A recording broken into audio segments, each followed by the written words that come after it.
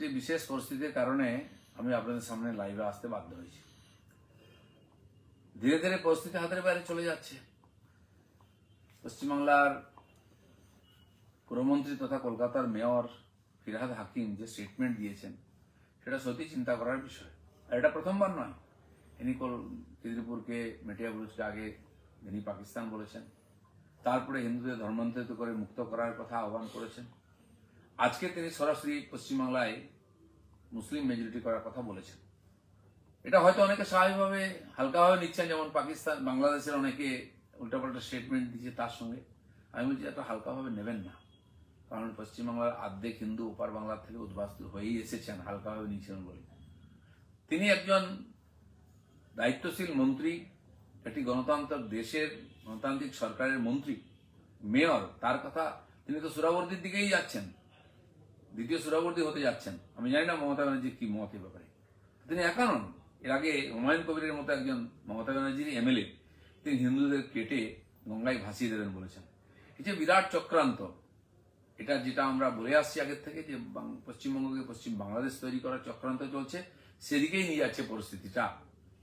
এখানে উনি চাইছেন যে পশ্চিমবাংলায় তথা ভারতবর্ষে হিন্দুরা শেষ হয়ে যাক, মুসলিম মেজরিটি হোক, হিন্দু শূন্য হোক।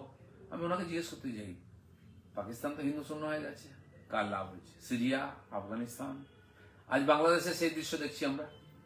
হিন্দুরা তো চলে গেল যেহেতু মুসলিম কান্ট্রি, তারপরে মুসলমানদের কি হবে? সেখানে গণতন্ত্র আছে, সংবিধান আছে, আইন আদালত আছে।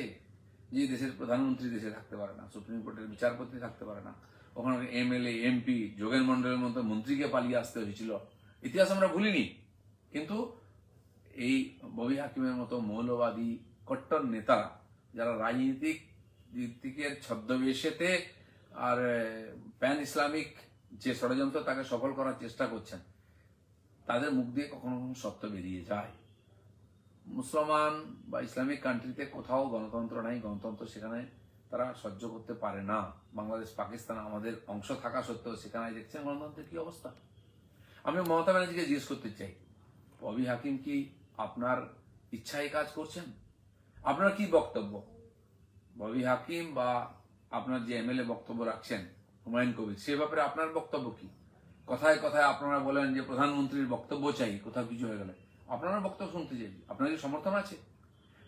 ইনডাইরেক্টলি আপনি কি এখানকার মৌলবাদী মুসলমানদের মুখ হয়েছেন? আপনার ছাতার তলায় কি পশ্চিমবঙ্গ মুসলিম কান্ট্রি হতে যাচ্ছে? নাহলে আপনি চুপ কেন? ওই রকম একজন যিনি সংবিধানের শপথ নিয়েছেন, তিনি একথা কি করে বলতে পারেন? হয় ওনাকে মন্ত্রিমণ্ডল থেকে বাদ দিন, পার্টি থেকে বাদ দিন, নাহলে বলুন সেটা ওনার ব্যক্তিগত মতামত। এ ব্যাপারে নিশ্চয়ই আপনারা কিছু বলবেন না, কুণাল ঘোষও কিছু বলবেন না, কারণ তিনি বলতে গেলে তারও চাকরি চলে যাবে। কিন্তু আমি বাংলার হিন্দু সমাজকে জিজ্ঞেস করতে চাই, আপনারা কি দ্বিতীয়বার উদ্বাস্তু হতে রাজি আছেন? নাহলে যে সরকারকে গণতান্ত্রিকভাবে ভোট দিয়ে আপনারা জিতিয়েছেন, তার একজন মন্ত্রী এভাবে কি করে কথা বলতে পারে মুসলিম রাষ্ট্র বানানোর?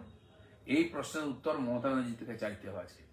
কারণ যদি এই কথা হয়, তাহলে এই গণতন্ত্রও থাকবে না, মুসলিম রাষ্ট্র হলে সংবিধানও থাকবে না, সুপ্রিম কোর্টও হাইকোর্টও কিচ্ছু থাকবে না, আপনার জমি বাড়িও থাকবে না। যেটা আপনার পূর্বপুরুষরা করেছিলেন, রিফিউজি হয়েছিলেন, আপনাকে আবার হতে হবে। তাই আজ সময় এসেছে এই বিষয়টাকে সিরিয়াসলি নিতে হবে। খালি বাংলাদেশ নিয়ে চিন্তিত নয়, পশ্চিমবাংলায় একই ঘটনা ঘটেছে, আপনার বাড়িতে আগুন লেগেছে, সাবধান হন। আর মমতা ব্যানার্জিকে তাকিয়ে জিজ্ঞেস করুন যে আপনি ববি হাকিমকে সরাবেন, এ ব্যাপারে আপনার সমর্থন আছেন? আপনি কি আর সুপারি নিয়েছেন পশ্চিমবঙ্গকে মুসলিম কান্ট্রি বানাবার? এই প্রশ্ন করার সময় এসেছে, চিন্তা করার সময় এসেছে। যদি এখনই না ভাবেন, তখন ভাবার সময় থাকবে না। ধন্যবাদ।